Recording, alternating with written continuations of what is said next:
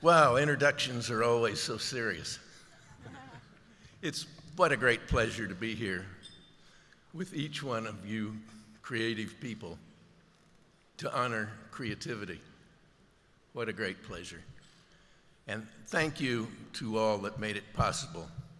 Mark Barker, who I guess nominated me to get me in this organization officially.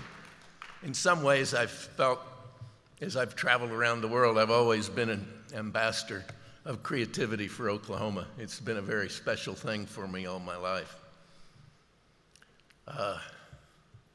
Glorious creativity. It's really a fantastic thing we all have.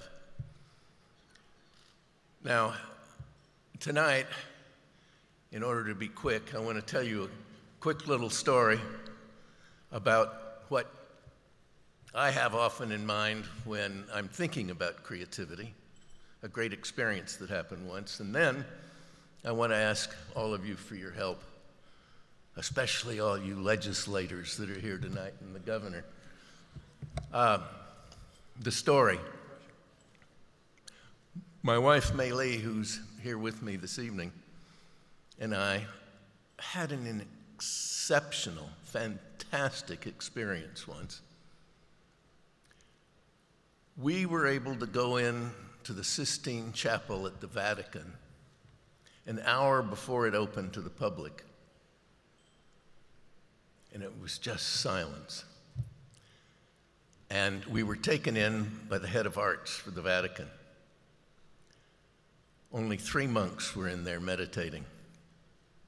And she took us over to the side of that wonderful chapel and sat us on a bench, and she said, "I'm not going to say anything to you for an hour and just let you take it in, all that fantastic art.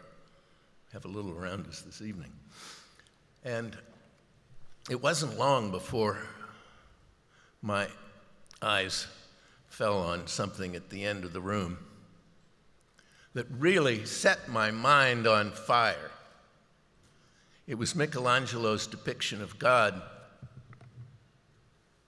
reaching out down from above with his fingers straight out, and Adam kind of lounging back with somewhat of a blank look on his face, but in his arm on his knee, and his hand stretched a bit, and God's finger was there next to Adam's. And I thought, wow, my gosh, that was God breathing the breath of life into all living things, the breath of creation, the breath of creativity, the breath of innovation, the breath of life force, the breath of energy in all of us. And it was just a magnificent experience. And one of the glorious moments of creativity is I appreciated that. And you know, I think if we'd have asked Michelangelo, if we could have, after he'd created what has become since one of the greatest works of art in all human history, and asked him, where did you get that idea? Where did the creativity come from? Where was your inspiration? He would have said, it came from the glory of God, from the kingdom of God. Wow, creativity. It's just so special for all of us.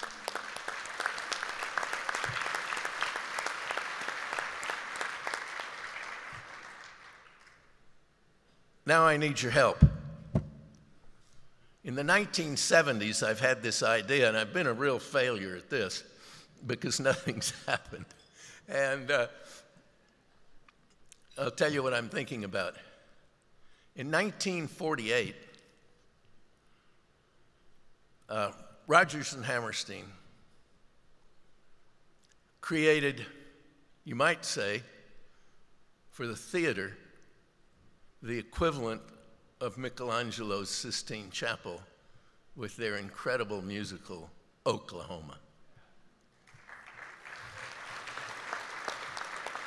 And that became so popular. And while they were on the road, before they even got to the opening in New York, there were so many standing ovations for the song Oklahoma that Oscar Hammerstein himself, who'd written the lyrics, put an exclamation point after the name Oklahoma, after the word Oklahoma. There's something funny I have to say at the moment, though, while I'm in the midst of this, and I think about that, and I think, well, you know, I always kid my Texas friends, you know, as far as the only thing you could ever muster up was the greatest little whorehouse in Texas.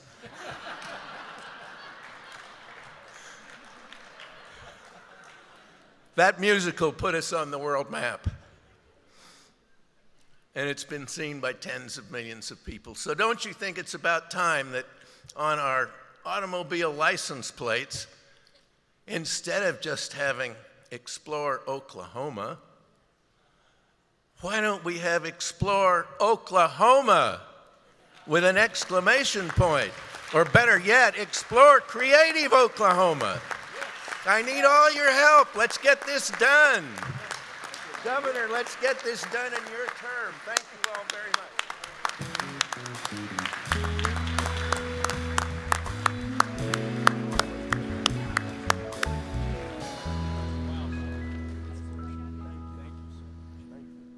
Thank you, Robert, for that exclamation point. Congratulations to you.